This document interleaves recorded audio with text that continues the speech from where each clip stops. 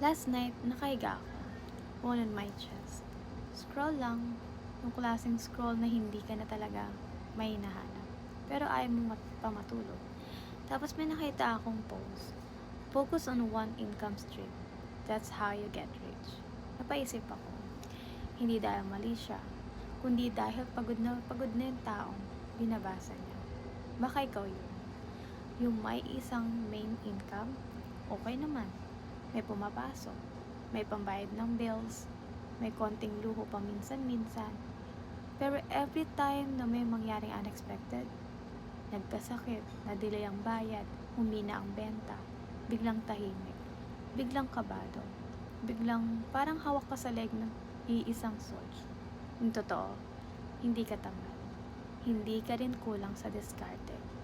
You're just playing a risky game and calling it focus. Here's the thing no one tells you when they shout, one stream only. Focus doesn't mean independence or dependence. You can be focused and still smart enough to build back up. Kasi ang totoong problema, hindi yung madami kang income streams. Ang problema, yung isa lang. Tapos oras mo ang kapalit. You stop working it, stop earning, full stop. That's why learning about digital products is different.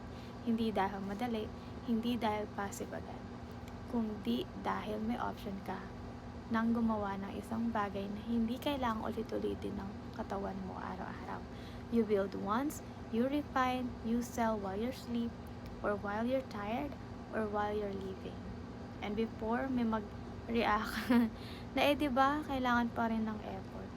Oo naman, walang income na walang effort, pero may effort na isa lang.